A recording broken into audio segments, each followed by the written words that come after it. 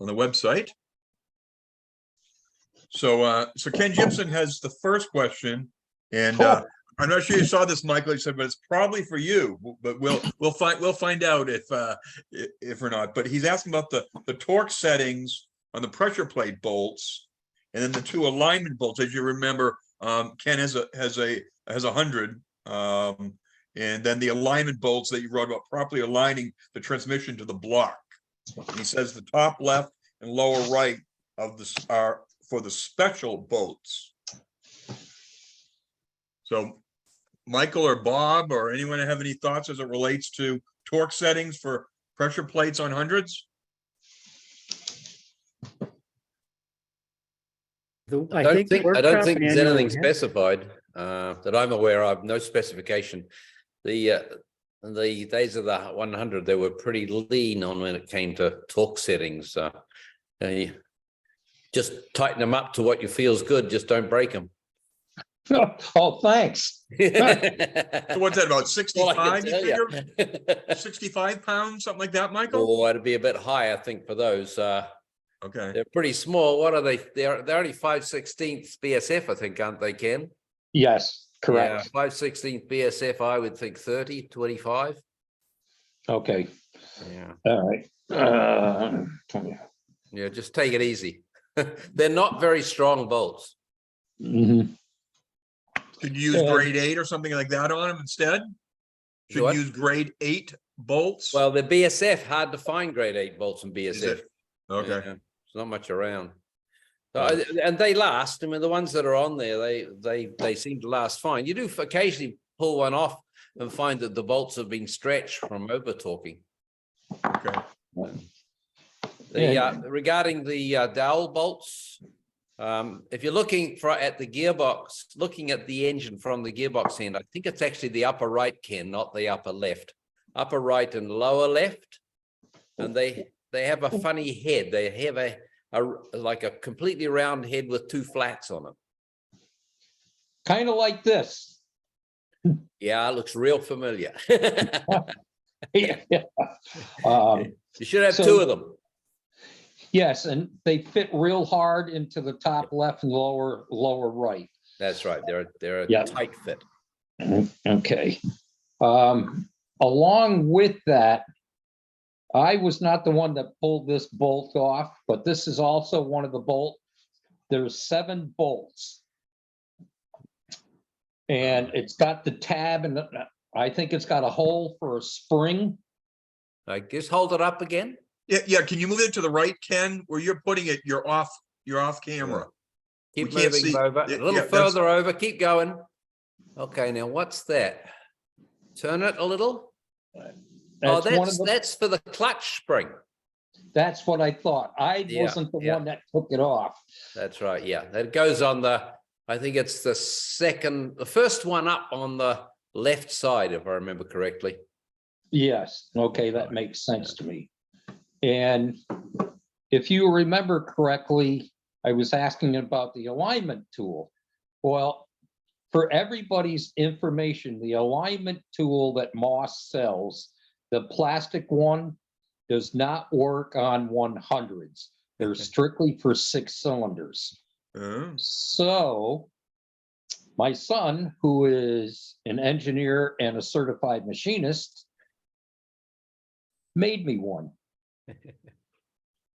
And so it's a BN1 or BN2? It's a BN2. So if anybody needs one of these, he'd be glad to make one up and sell them real cheap. So, all right. So. Is that made out of aluminum, Ken? Yes, this is aluminum. Yeah. Yep. And I had sent a picture to Michael of one that I had from, oh my gosh, probably the 70s. And it was made out of wood, and it aligns everything properly. But the problem is all of the stuff that we get now that is new is not machined precisely the way it was back in the 50s. Like like my throwout bearing, I had to do some filing on that so it would float properly on the shaft and the forks. And Michael and I have talked about that, and it's just a shame that all of this stuff, it works, but you got to be really careful. You got to modify it to make it like it was from the 50s. Correct, Michael? Absolutely correct. I should mention, Ken, that the first motion shaft from any BN2 through BJ8 gearbox will also do for that clutch. Well, unfortunately, I don't have any junkyards around here that have Heelys in them. You must have a few gearboxes, surely. Well, I got gearboxes for almost anything but a Heeley.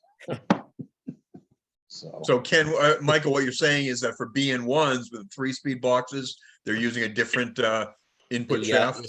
The spline inside the pressure plate on a BN1 is an 1/8 of an inch smaller than it is on a BN2 and later. So you have to have a BN1 first motion shaft.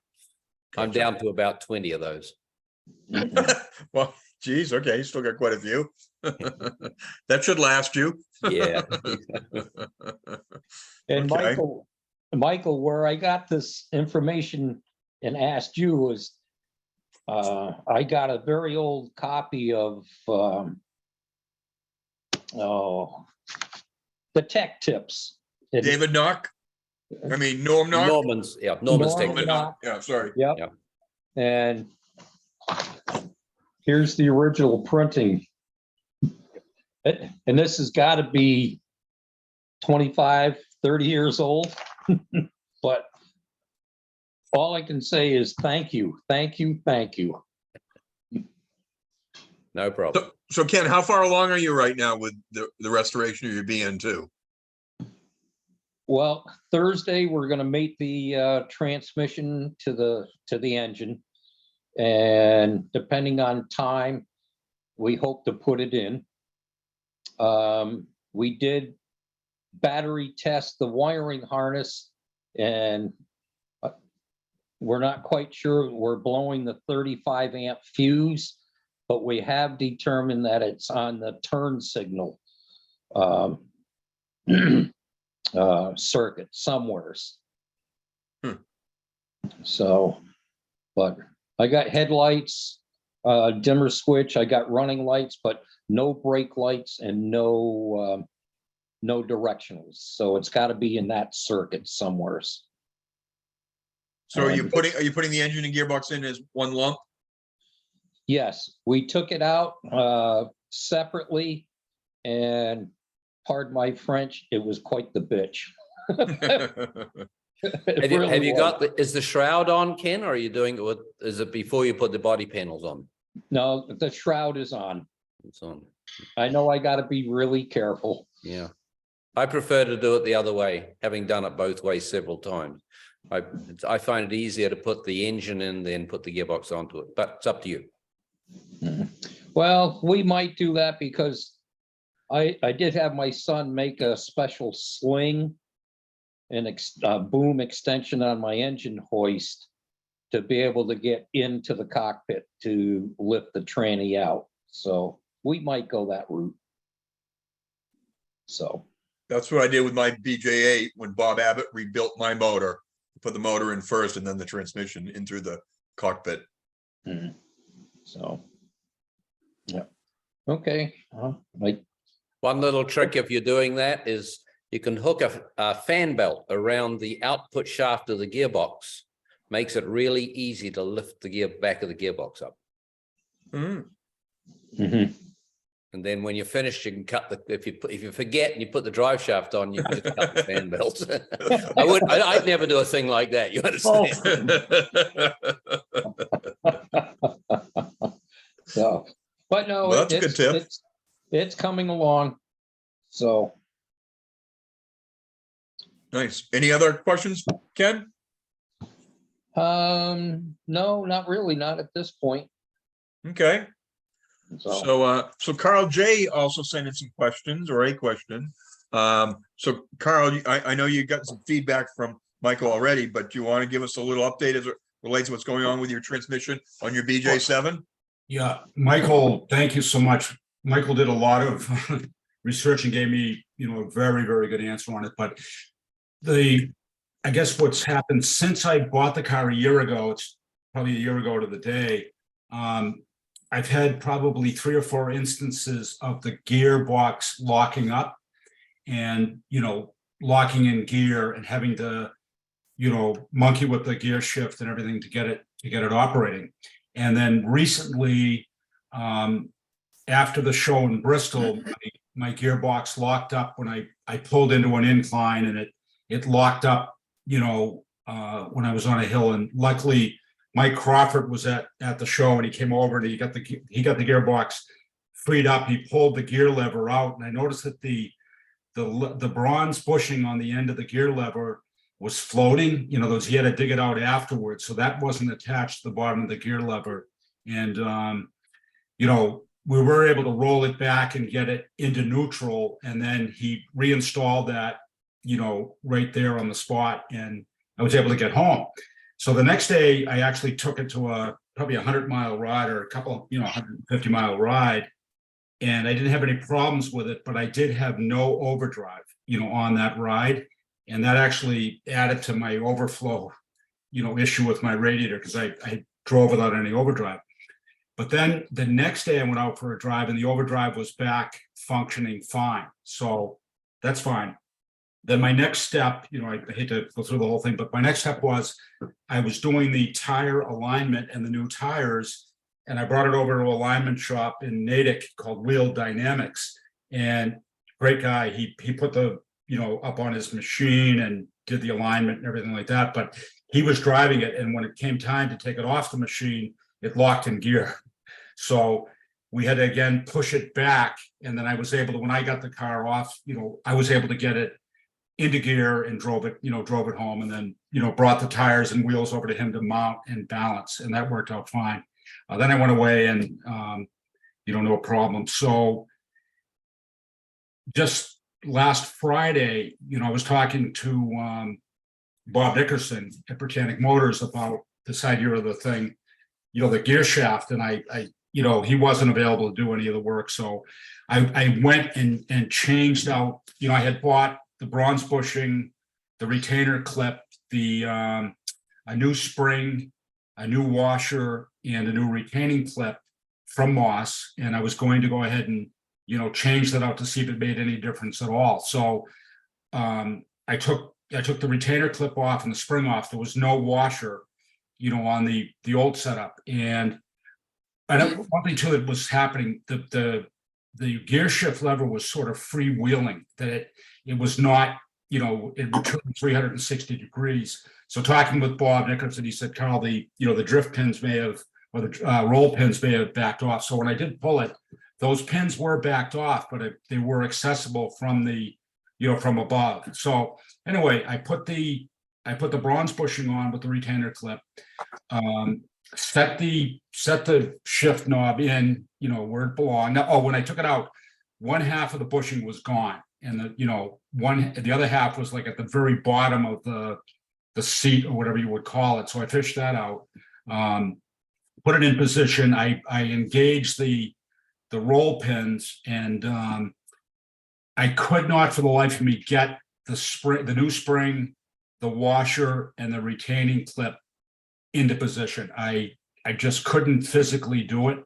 I tried for an hour and a half or whatever, and I just couldn't get it. I'd get so close and I couldn't get it to engage.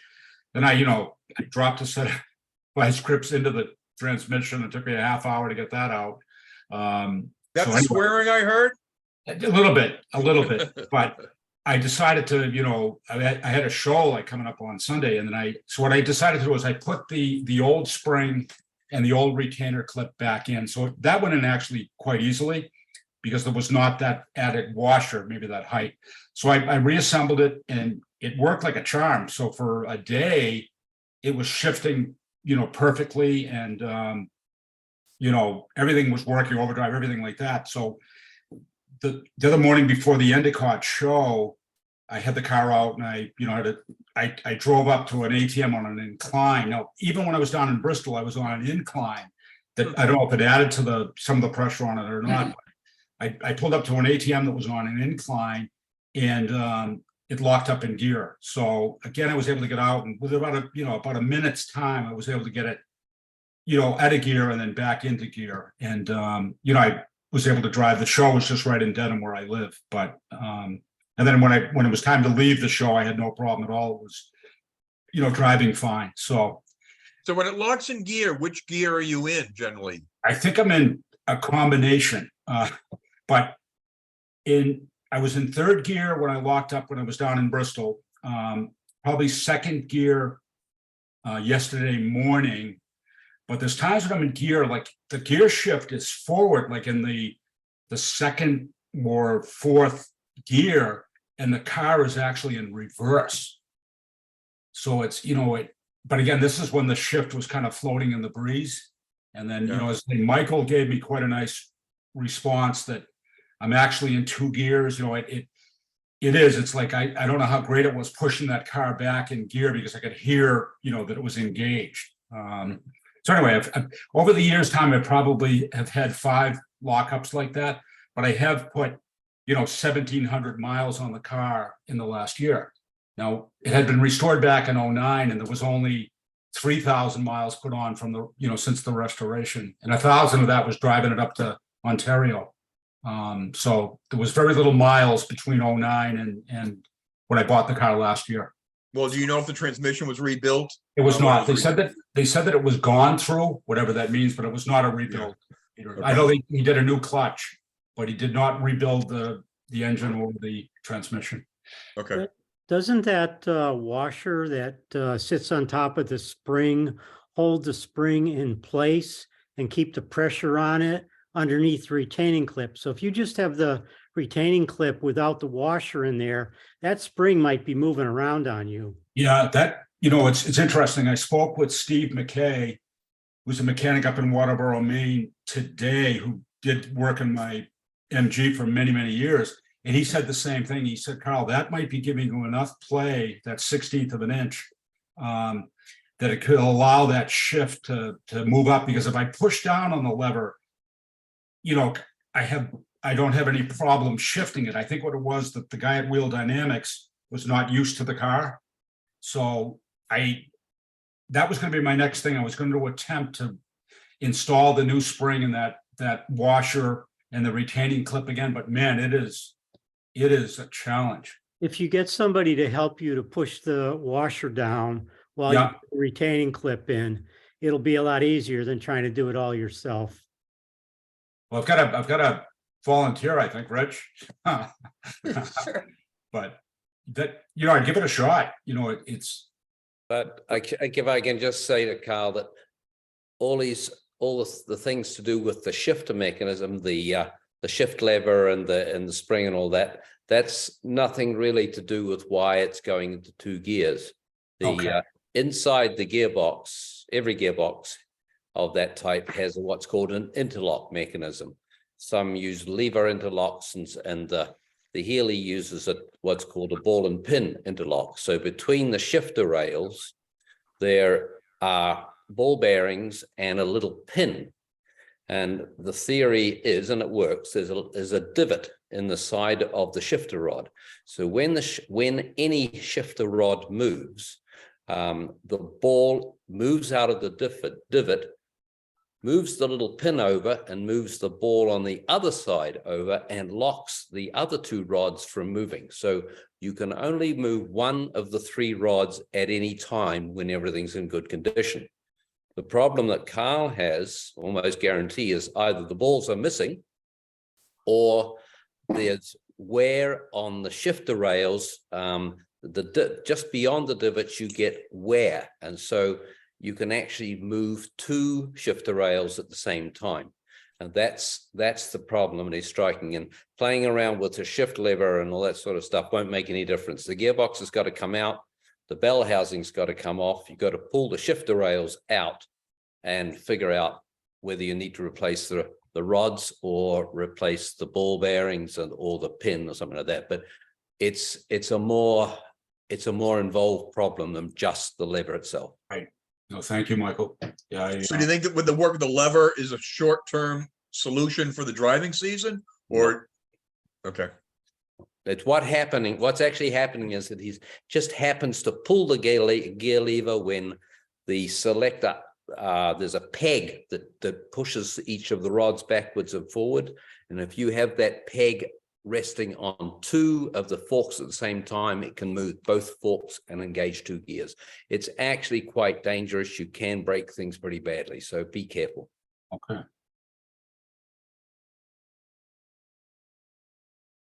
so Bob Abbott, rebuilding of transmissions for Healy, is that something that that you do, or I know Quantum Mechanics does down in Connecticut? No, I take all the transmissions we need to have rebuilt down to John.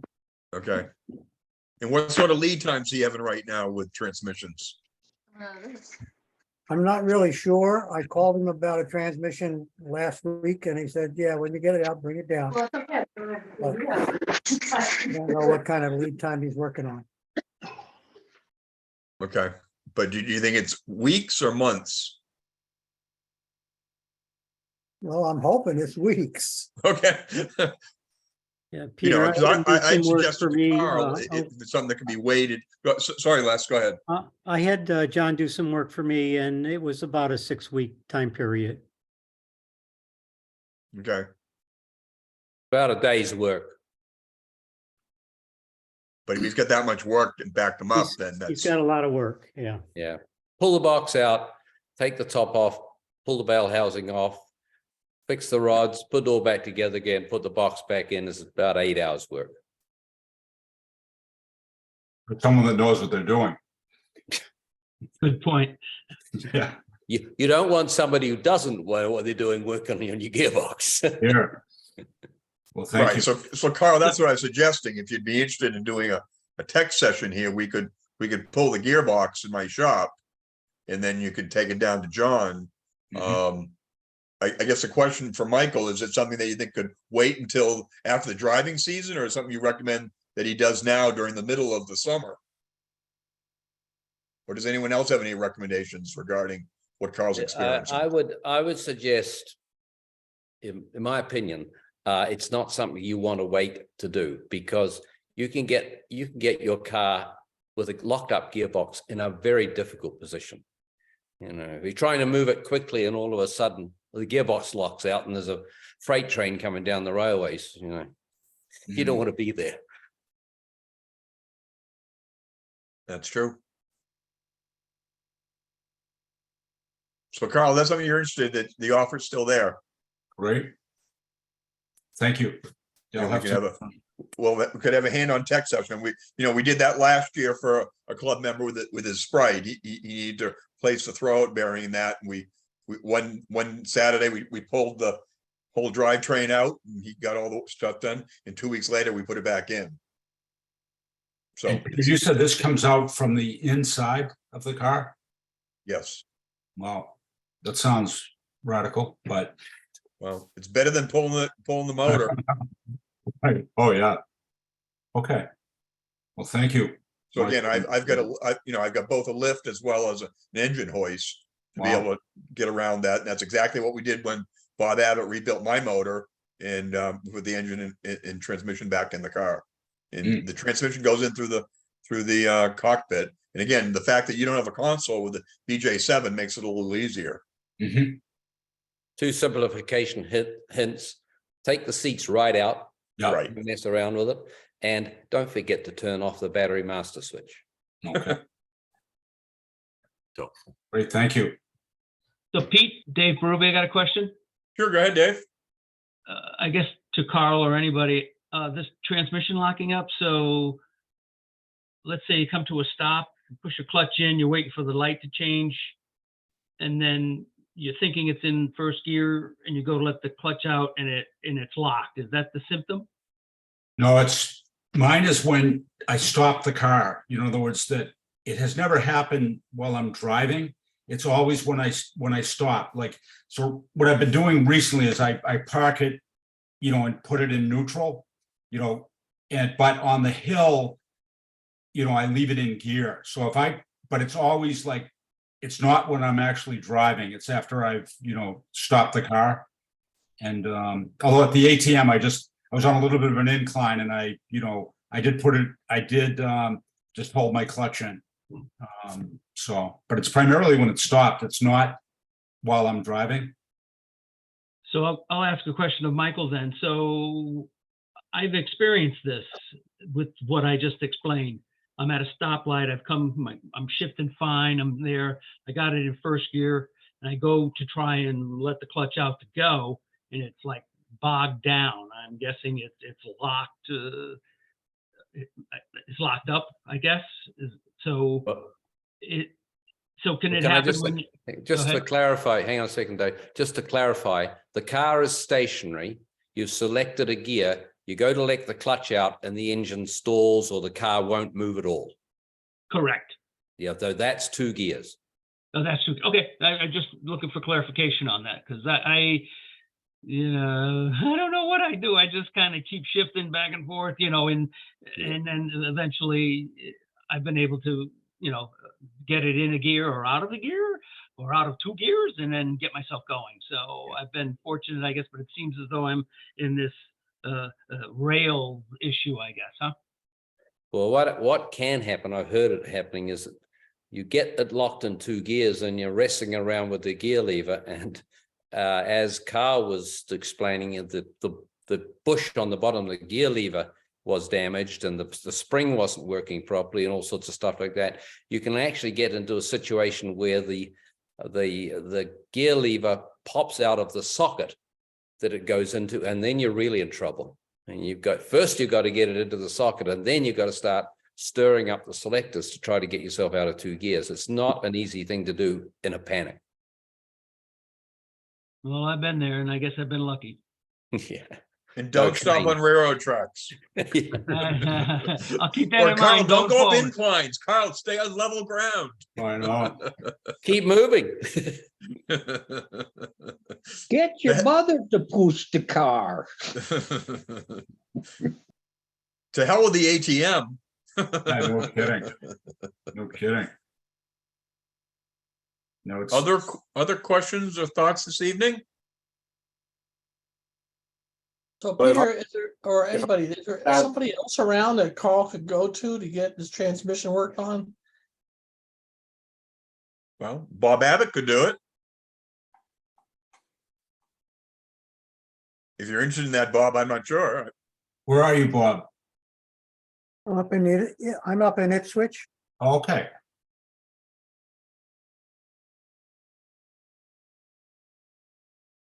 And would that be like take the entire car to you and do the whole thing, or does the transmission have to come out?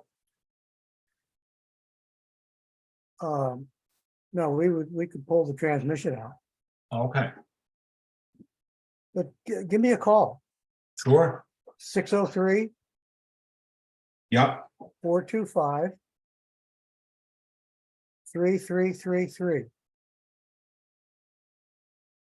Great, thank you. And Bob always answers his phone. Awesome. So Pete, it's Quantum Mechanics is the one in Connecticut, you said? Yes, it is. It's John Esposito. Esposito. Okay, you said that name. Do you know where is that located? Bob Abbott, do you recall where he is in Connecticut? Yeah, but Oxford, I have to- Oxford, I have to Connecticut. look it up. Oh, That's okay. Oxford? Okay. He's I in heard Oxford, Oxford. yeah. Very good. I can. Didn't look it up. Haddam, Haddam. Well, I think it is Oxford. Now that No, he's moved to, he used to be in Haddam, now he's in Oxford. He's got a shop in a mall of different shops, so he's in that location. Wow. Yeah, I think we've got the details on our members website, on our members only section of Okay. services too. I can grab his number real quick. Thanks, Les. Yeah, I have a question. Please, go ahead, Dan. So I purchased George nice name escapes me. BJ 1965 8 George Franciscovich's car, Okay, and got it back home last week. So I'm going through it, getting it ready for inspection at a local shop here. And so I need to just Dan, you just froze. the parking brake. Still there? And Yeah, you just came, you froze for a minute, Dan. Something's going on with emergency brake? yeah, well, I'll just cut to it. I need to get the knockoffs off all four wheels. And so yeah, I had one of those wooden, tools that you smack with a hammer, and that didn't work.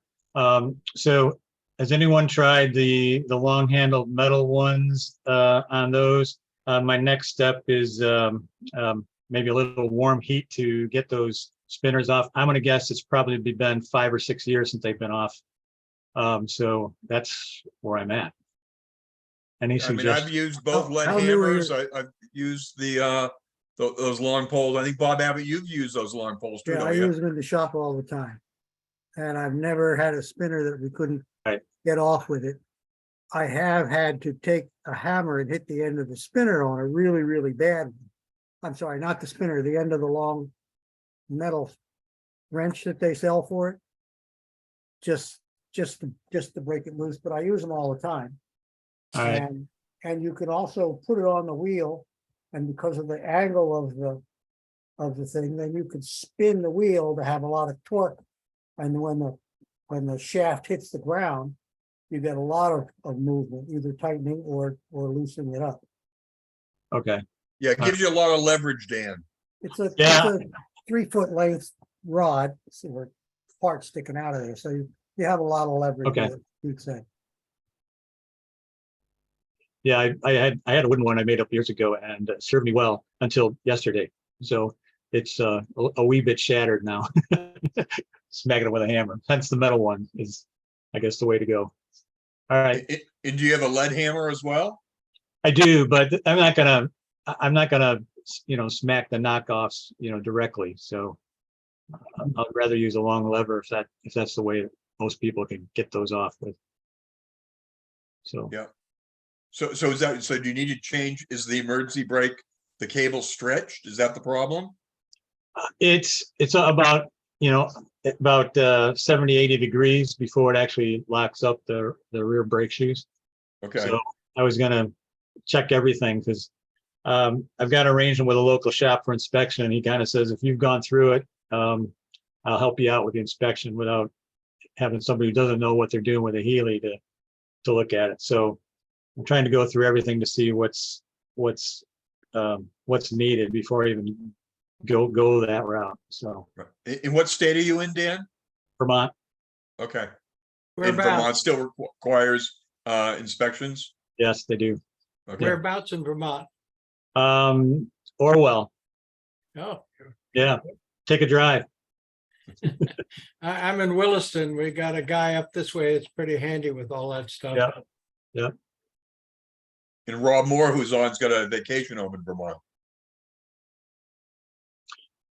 Yeah. Somebody was in a Healey this weekend down in just north of town here at a vineyard. So I didn't get a chance to stop, but anyway, don't know if it was any of you guys.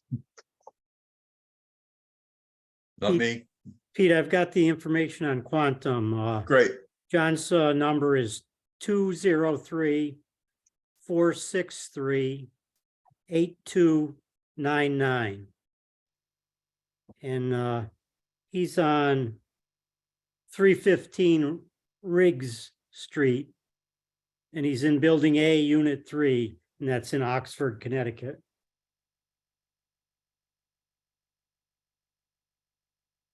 So Carl, you may want to give him a call and see what sort of lead time he's working on right now for rebuilding of transmissions.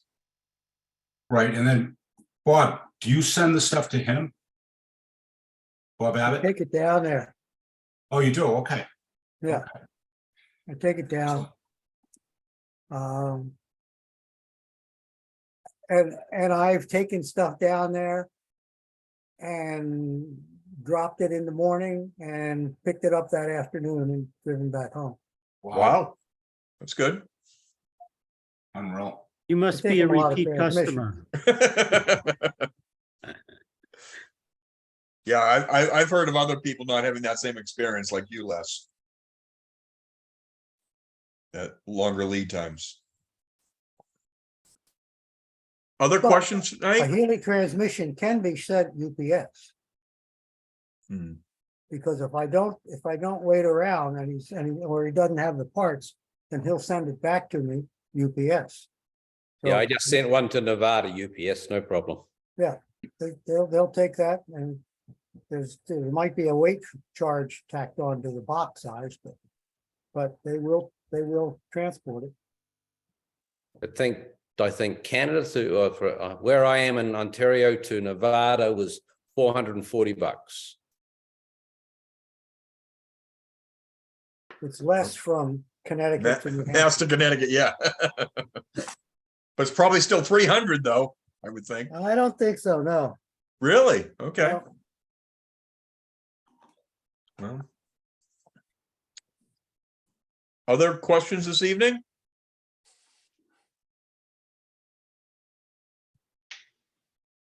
No, but I'll bring something up, Peter. Thanks, Ken. Please. I was honored about 3 or 4 weeks ago. A couple of editors from Hemmings Motor News came and did a shop shoot on the Healy, and it should be in Classic Car.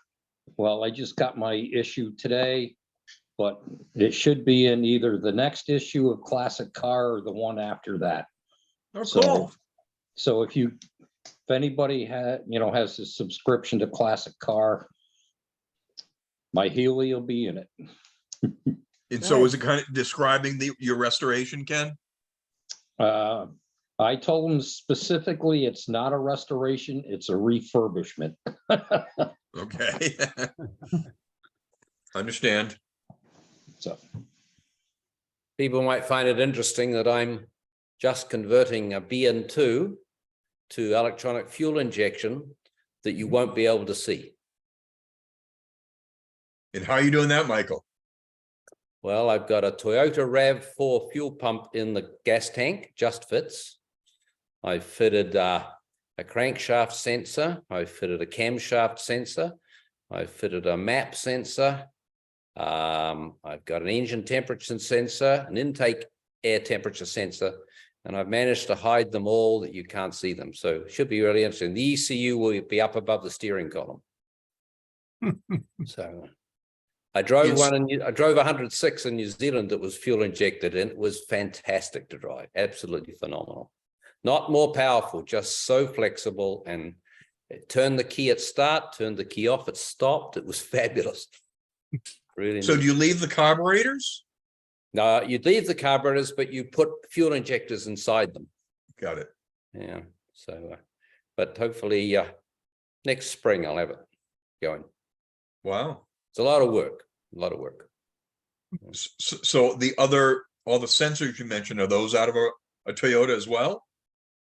The crankshaft sensor out of a BMW, the engine temperature sensors out of a Volvo, the map sensors out of a GM truck, the camshaft sensor is out of a Maserati, oddly. Wow. Yeah.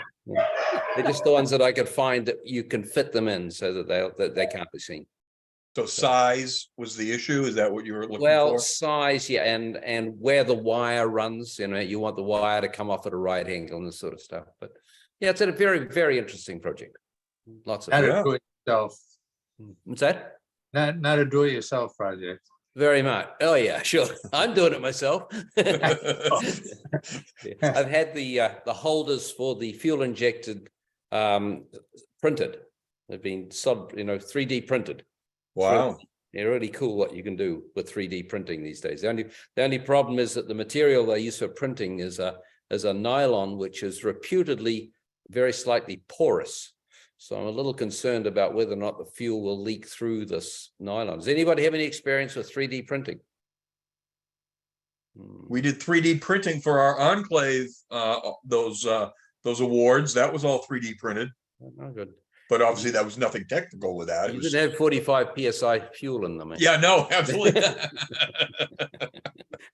But yeah, no, a young kid in New Jersey did all that for us. Yeah, sure. Then they had to be Yeah. hand painted, but yeah, Stay tuned. yeah, no, that's interesting. So Rob Moore, you said you're up in Vermont. Are you getting a chance to do some work on your Healy? Hoping to. I'm actually not too far from Orwell. I'm down on Lake Bomazene, so my car is in Rutland, so I'm hoping to block out some time to get back at it. Great. Good. Now, Josh, yes, you look a little younger than most of our members. We love younger members. So do you have a Healy?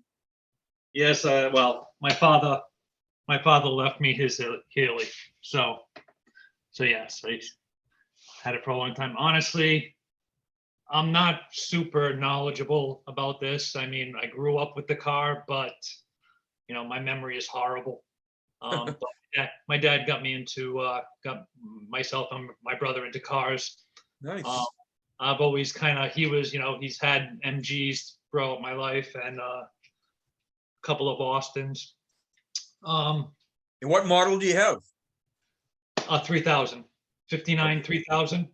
Okay. I'm not sure about the BN or I'm not sure about that.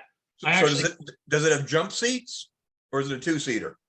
It's a two-seater with the smaller seats in the back. Okay, yeah, so that would be a BT7. Okay, yep.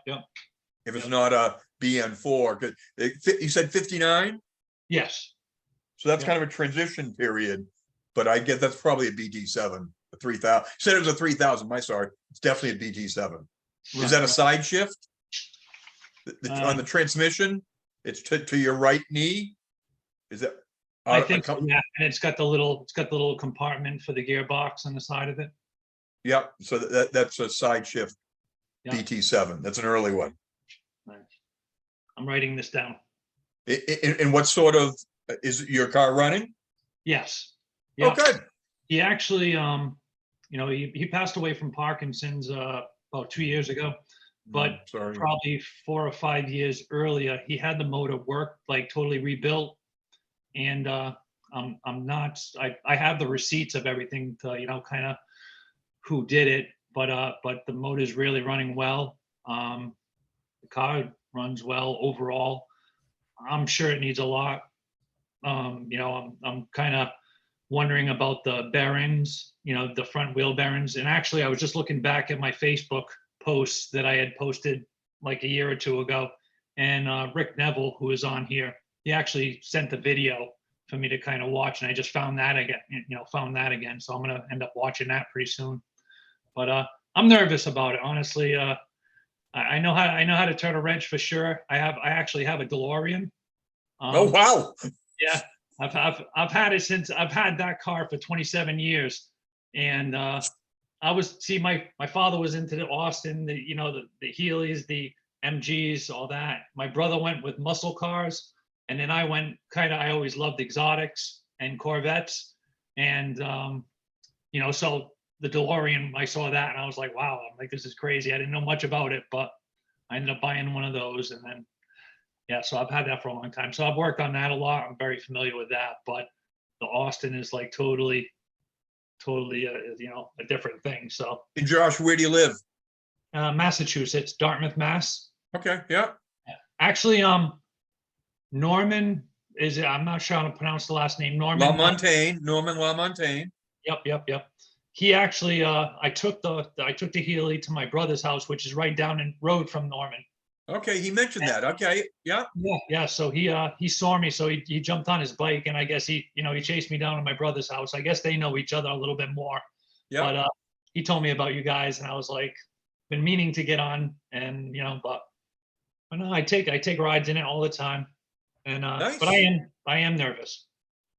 I don't want to screw it up, but I'm Well, they're pretty straightforward, and they're pretty reliable for the most part. And So yeah, no, you should enjoy it and drive it. And driving is the most important thing. Don't let him sit. That's what my father always did. I mean, he never worried about polishing it up. He always wanted to drive it. You know, Yeah. he'd give it the quickest car wash he can and then get on the road. So he wasn't afraid to take it to New Hampshire or, anywhere. Yeah. So Sounds like you've got a great driver. That's the most important thing. yeah, well, I mean, I'm not going to say he hasn't returned home on a flatbed, a couple of times here or there. So, or Most all of us on this call have done that. So don't be ashamed of that. okay, good. Yeah. I'm looking forward to it, and I want to do it right. So, going to try and learn as much as I can. Well, I'm in Mansfield, so not too far from you in South Dartmouth, and I have 2 lifts in my shop. So if you'd ever want to get under your car and check things out with that, or No, I would. Yeah, I definitely want to do that. I definitely want to, for sure.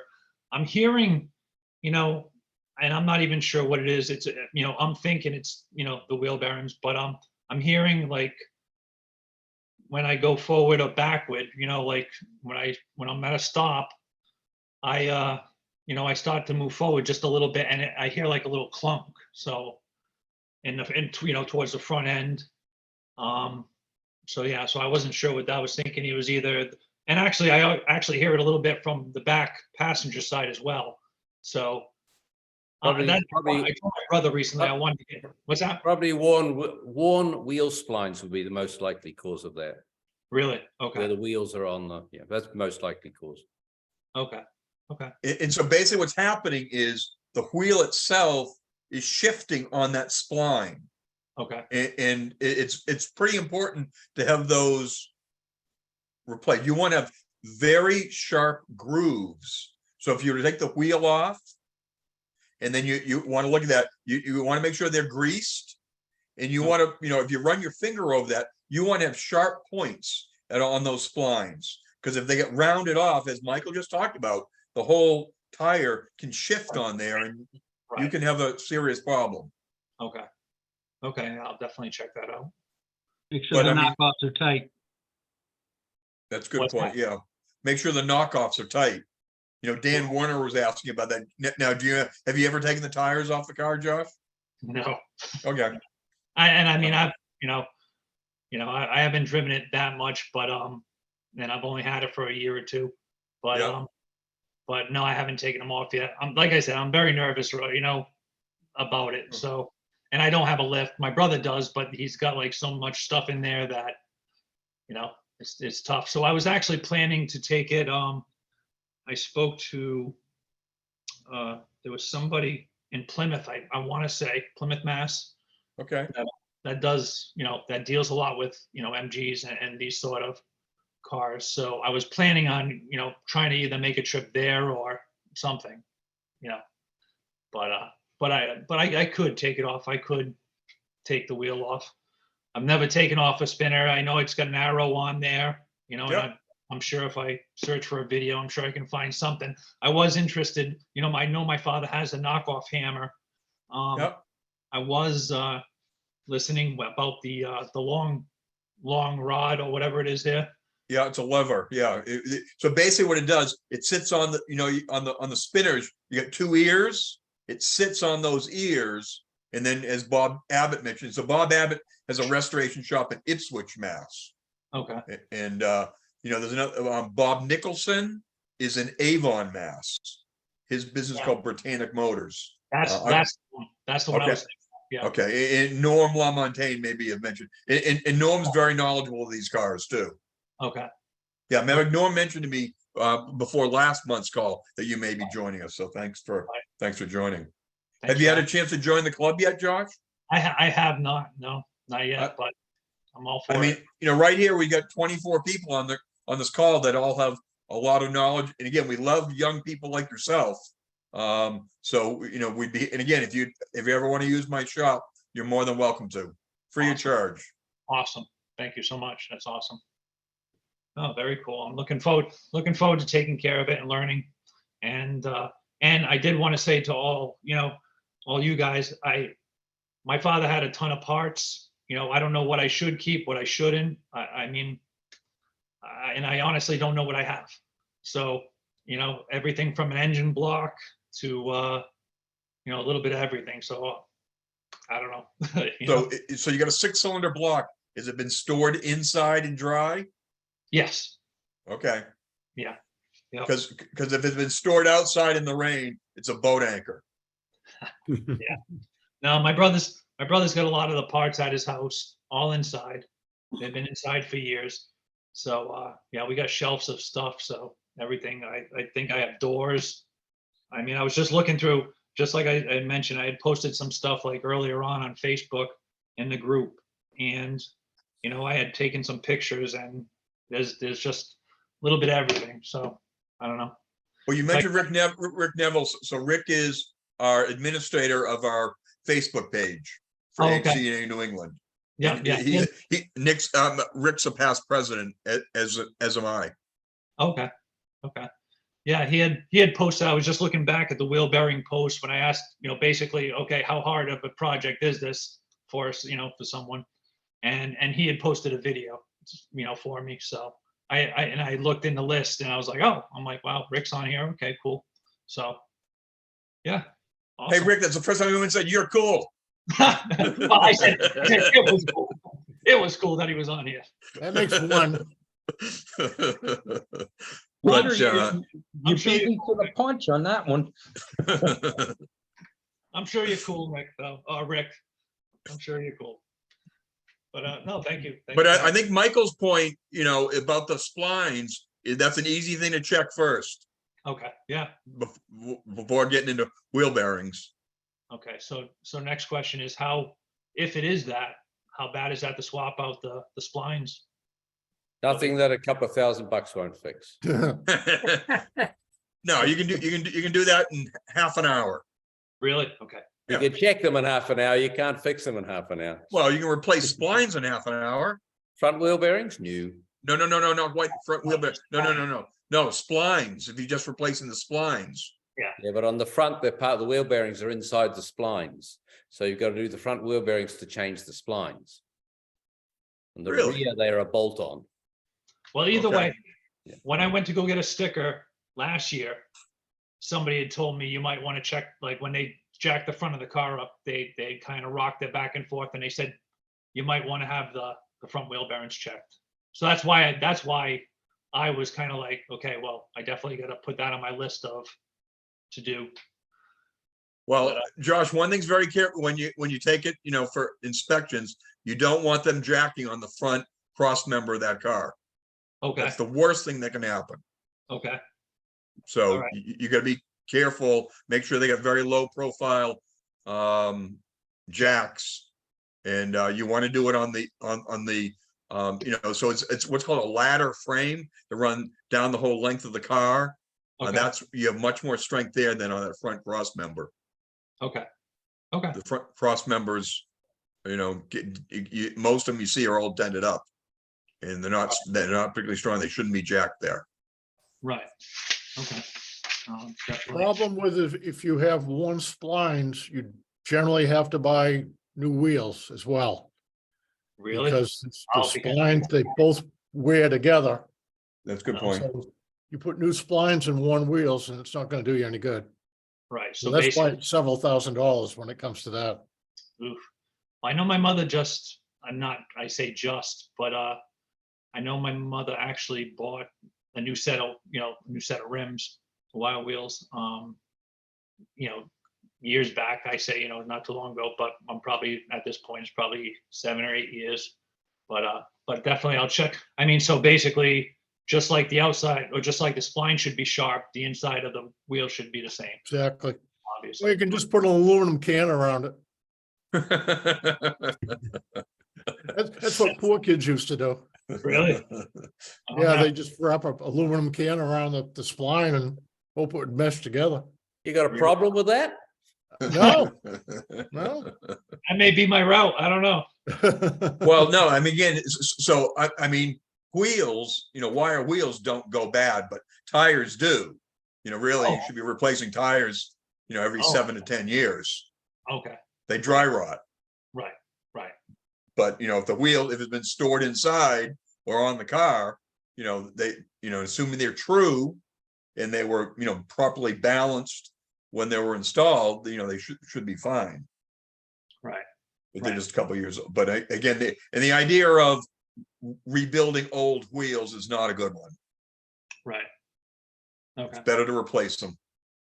Okay. So I Yeah, wanted just- to add, if the kingpins are worn, won't that give you the same effect? That could be shaky. So Josh, have you had the car up to say 55, 60 miles an hour on the highway? Yeah. And do you but get it's any, shaking? That's nothing called Healy violent. scuttle shake. Or what Yeah. we call, maybe in the old days, your father may call a shimmy. Right. So I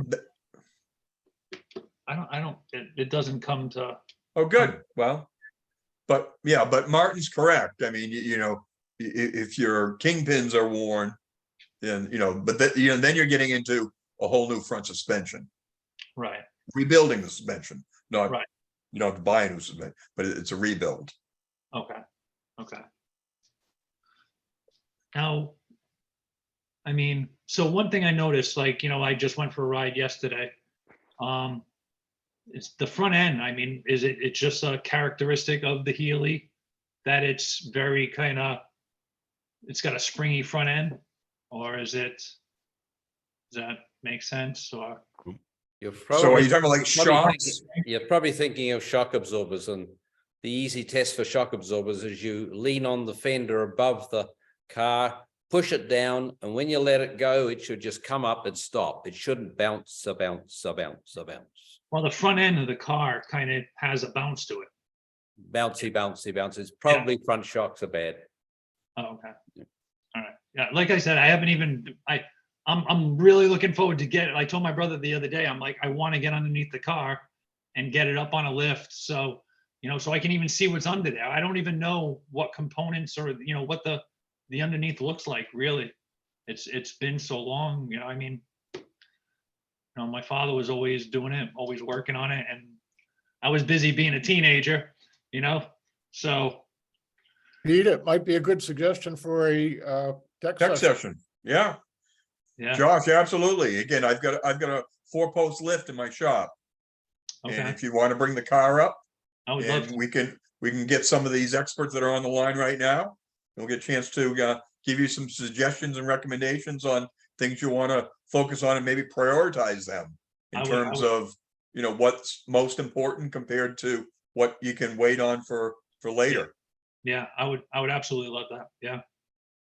Like I said, we've done this regularly. Okay. Yeah. The community is really out to help support one another. That's really what, we're about. Okay. No, I would absolutely love that. And you guys give me a date, whatever, and I'll make it happen. Well, most of us on this call are retired. Okay. And so it's probably more in terms of what your schedule Get outta looks here, like. really? Come on. Guys, No. not old for retirement. Come on. Stop that. Well, Bob Abbott isn't. He's got a booming business up in Ipswich, so he's not retired, but many of the rest of us are. Okay. Cool. Very good. And I work for myself, so basically I can make adjustments where needed. There you go. That's good. Yep. So all for it. Sorry about that. That was my iPhone.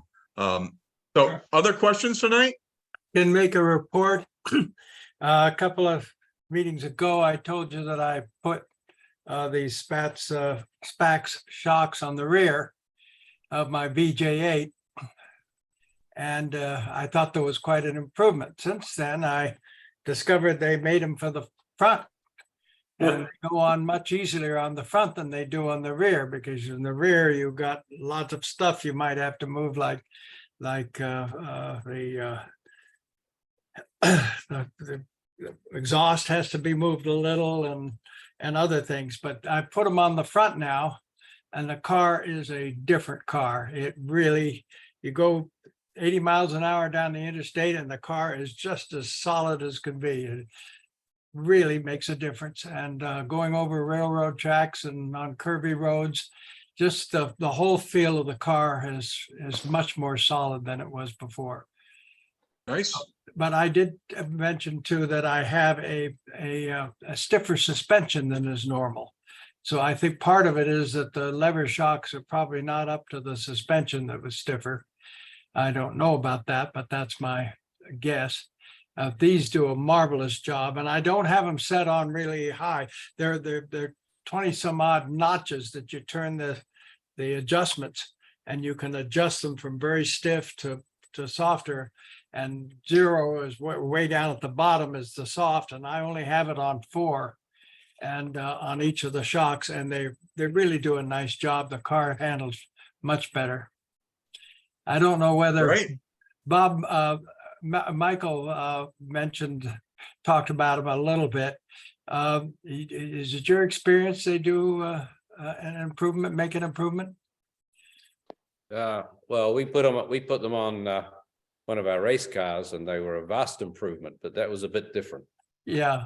For a road car, yeah, I think they do improve things a little bit. I don't like them because they're not original equipment. I'm really into that, but yeah, I think a tube shock typically will give you, a telescopic shock will give you a better ride than lever arms. Yeah, They just and going over a mechanical- railroad track, it's just the whole car doesn't just shake like that. It's just solid. No, there's no question they can give a better ride. Yeah. Can you talk a bit about your installation process and what you went through with that? Well, I didn't do it myself. I have a guy up here that's pretty knowledgeable about all kinds of foreign cars. He's been around 40 years and he knows an awful lot. And he did it. It took him a while to get the rear ones on. The front ones went on quite quickly. So I didn't do it myself. I don't have the lift and I don't have the equipment.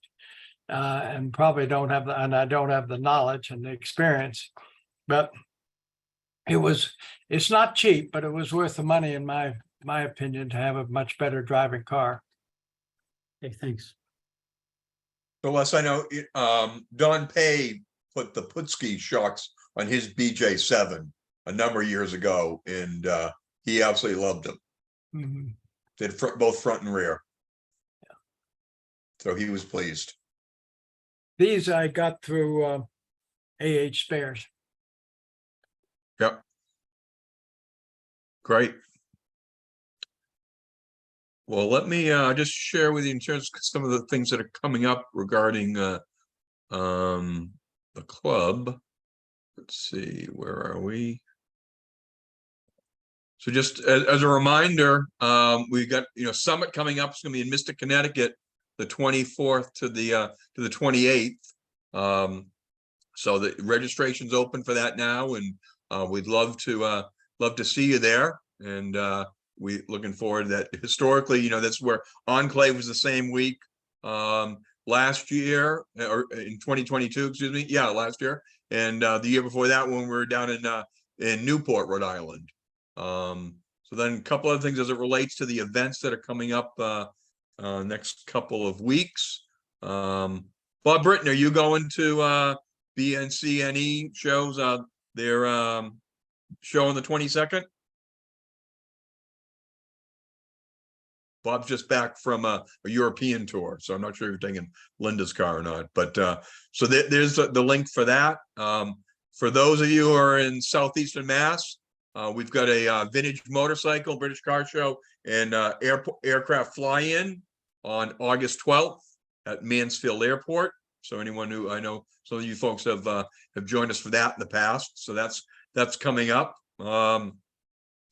Then we also, those of you who happen to be in Pennsylvania, Encounter for the Sports and Touring Car Club is the 23rd to the 26th in Hershey, PA. So those are all some events that are coming up over the next several weeks. Bruce Ketchen, anything else that you'd like to add before we close tonight? Yeah, Peter, thank you. Obviously, the big event we have coming up is the Mystic event, and it would behoove anyone who is not familiar with the summit events that we've had in the past to carefully look at the the agenda for this event. There's something there for everyone. There's banquets, there's tech session, there's some valve cover racing, and I think this is I've put a note in my president's letter for the July newsletter that'll be coming out shortly about the August, I guess, the August newsletter, August, but about valve cover racing. So if you're not familiar with that, you take preferably a British valve cover, either a 4-cylinder or 6-cylinder valve cover. You put some wheels on it, and you check out the technical specs. There's very few, but there's a weight restriction on these, and they run down by gravity, the inertia. They run down a track. And it's quite a lot of fun. It's great way to get to know some of your other members and to get some bragging rights if you're successful in being the winner in either the 6-cylinder or the 4-cylinder class. Valve cover racing, it's a lot of fun, and we will be having that at our summit event that's taking place in Mystic. So I hope to see as many people as can be there. It is always a good time, and I think you'll enjoy it and get a lot out of it. So beyond that, Peter, we're enjoying driving. The driving season, it's prime time, and as others have said on the call tonight, these Healeys run better if you use them on a regular basis, drive them, and you'll find that the more you drive them, the better they run. So enjoy your Healey. This is the time to do it, right up through the fall. And there are events on our calendar that you should be aware of, and don't hesitate. I participate in the British Cars of New Hampshire events, and I can tell you that people are very welcoming in that organization. If there's nothing going on in our club, by all means, you should go and introduce yourself to the people at the British Cars of New Hampshire. And there's also BMC New England, which is predominantly Massachusetts and Rhode Island based as well, that member of that as well. So one of the things, just as I know it was mentioned on our last call, I was running glass filters, fuel filters in mine, and I replaced them both today on 2 of my cars with the plastic ones. So it was recommended here. The last thing you want to do is run glass fuel filters in your engine bay in case that glass were to break. So that was a recommendation coming out of this meeting from last month, excuse me, and I replaced those today. So I'm pleased with that, and thank you for those recommendations. Please, David. Where did you purchase those? Wix? I got them from Advanced Auto. Advanced Auto. Okay, great. Thank you. Yeah, I'm sure AutoZone or any of those would have those as well. I looked at Moss and they didn't have them. So yeah, no, you can just get it a local parts place. Okay. Okay. Yeah, I bought an extra one in case I needed it as a spare. Right. There were $7 or something like that, $8. So it was short money, and I've been using those glass ones for 20 years, and again, the recommendation here, you want to get away from that, so that's exactly what I did. Yeah, that's what I'm at. I'm at the glass one, and I can't get away from it. So you may need to replace your hoses depending what condition they're in, Dave. Right. I got like a 3/8 hose to a 1/4 inch on the existing. I'm not sure if the Wix. Mine was 5/16 on both my Sprite and the BJ8. Okay, well, mine had that was the diameter that I had. Perhaps, I don't know. Okay. So Josh, again, if you want to, my number is 774-284-1212, and my details are also on the our website as well. I'm the webmaster of the club. So my email address is Healey, B as in boy, N as in Nancy, the number 4 @comcast.net. And again, that's on our website too. Okay, excellent. Thank you. So reach out, Josh. Sure, absolutely. Okay. Well, thank you all. So again, our next meeting will be the second Monday of August. And look forward to seeing everyone then again. And again, we appreciate your questions in advance. And we'll talk to you in a month, if not sooner. Thank you very much. Nice meeting you. Good night, all. Thank you, Peter. Thanks a lot, Thank you, Peter. Peter. Bet. Thank you. Thank you, guys. Bye-bye.